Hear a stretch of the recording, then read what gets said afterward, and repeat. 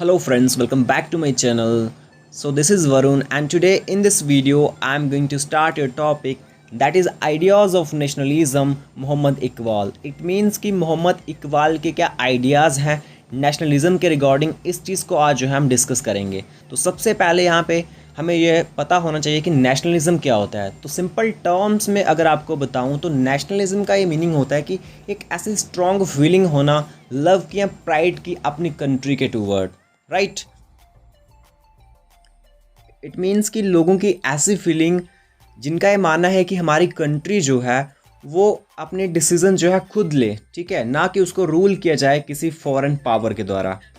वो लोग जो बिलीव करते हैं इस कॉन्सेप्ट ऑफ नेशनलिज्म में, तो उनका ये मानना है कि हमारी कंट्री जो है वो इंडिपेंडेंट हो एंड यूनाइटेड हो. वहाँ पे लोग जो है आपस में मिलजुल के रहें, ठीक है. जब भी नेशन की बात आए तो सभी लोग जो है यूनाइटेड रहे हैं, राइट. फॉर एग्जाम्पल अगर हम इंडिया की फ्रीडम स्ट्रगल की बात करें तो उस टाइम पे जो इंडिया के जो लोग थे वो आपस में यूनाइट होके, मतलब इस नेशनलिज्म में बिलीव करके जो है फाइट करते हैं एक दूसरे के साथ मिलके ब्रिटिश रूल के अगेंस्ट, ताकि जो इंडिया को जो है फ्री कर पाएँ. और उसको क्योंकि वो इंडिया को जो है इंडिपेंडेंट देखना चाहते थे और अपनी कंट्री से बहुत प्यार करते थे, राइट. तो ये था meaning of nationalism. I hope आपको क्लियर हो चुका होगा.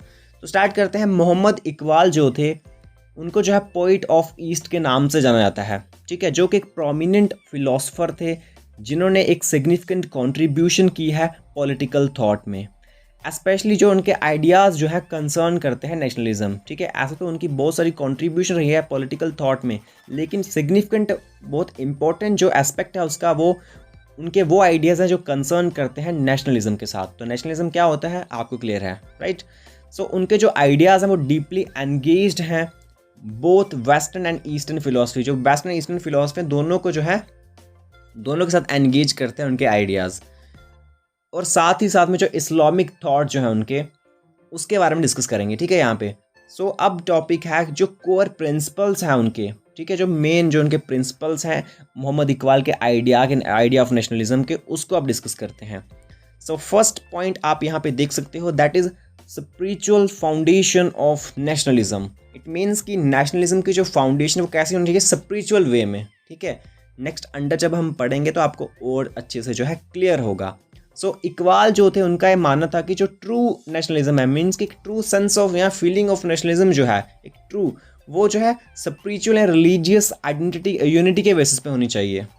मीन्स कि एक कंट्री यहाँ पे लोग जो है स्पिरिचुअली यूनाइटेड हैं, रिलीजियस वे में यूनाइटेड हैं, इसके बेसिस पे जो है नेशनलिज्म होना चाहिए, ना कि ज्योग्राफिकल या लिंग्विस्टिक फैक्टर्स के बेसिस पे.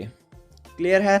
नेक्स्ट उन्होंने इस चीज़ के ऊपर आर्ग्यू किया दैन कि जो इस्लाम है वो जो है एक moral and ethical foundation provide करती है, जिसने जो है ट्रांसेंड किया है racial, ethnic and territorial boundaries. It means कि जो इस्लाम है उसने एक ऐसी मॉरल, ऐसी एथिकल फाउंडेशन प्रोवाइड की जिसने क्या किया, वो इन चीज़ों से जो है ऊपर उठ के चल गए. ट्रांसेंड का मतलब होता है कि किसी चीज़ से ऊपर उठ जाना, जैसे कि जो रेशियल बाउंड्रीज थी, एथनिक एंड टेरिटोरियल बाउंड्रीज थी, इन चीज़ों से जो है ऊपर उठ गए. इस्लाम में एक ऐसी moral and ethical foundation provide की, राइट.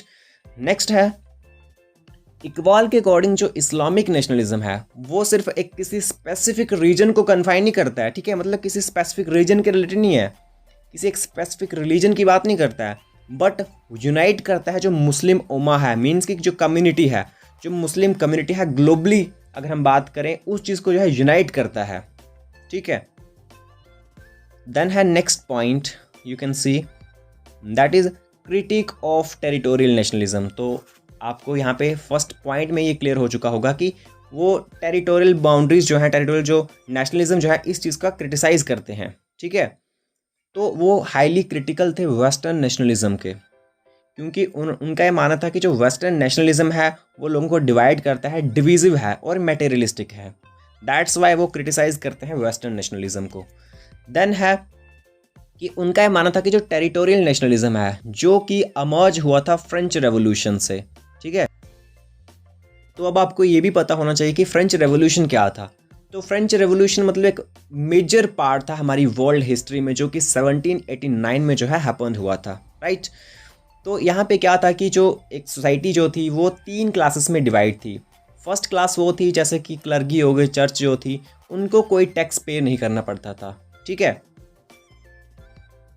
सेकंड थी नोबल्स की, तो उनको भी जो है कोई टैक्स नहीं पे करना पड़ता। थर्ड क्लास थी कॉमन मॉसेस की, जो सभी टैक्स को पे करते थे और उनके पास कोई भी राइट्स नहीं थे। तो इसी कारण जो है लोग जो है किंग के अगेंस्ट हो जाते हैं, क्योंकि उस टाइम पे एब्सोल्यूट मोनार्की थी, ठीक है। लोगों के पास किसी भी प्रकार के कोई राइट्स नहीं थे, वहाँ पे सोशल इनइक्वालिटीज़ बहुत थी। अगर हम इकोनॉमिकली बात करें तो इकोनॉमिकली उनको जो है लोगों को एक्सप्लॉइट किया जाता था।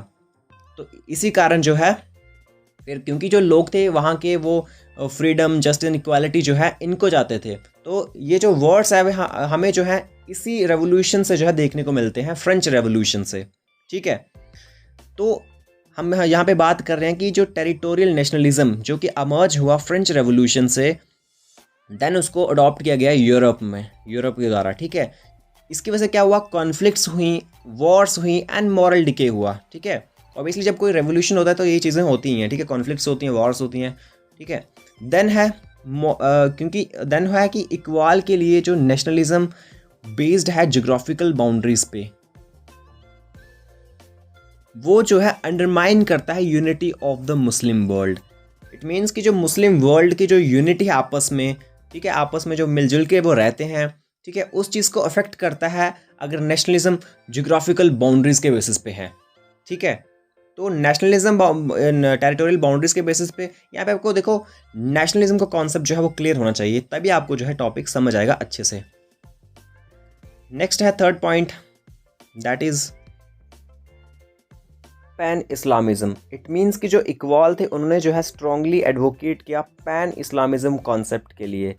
इसका मतलब है कि उन्होंने जो है फोकस किया मुस्लिम्स की यूनिटी के ऊपर, रिगार्डलेस ऑफ नेशनल और एथनिक डिफरेंसेस, ठीक है। उन्होंने कहा कि ये जो एथनिक हैं, जो नेशनल जो डिफरेंसेस है, इन चीज़ों को वो क्रिटिसाइज़ करते हैं और मुस्लिम्स की यूनिटी के ऊपर फोकस करते हैं, ठीक है, for developing this concept that is pan Islamism, right.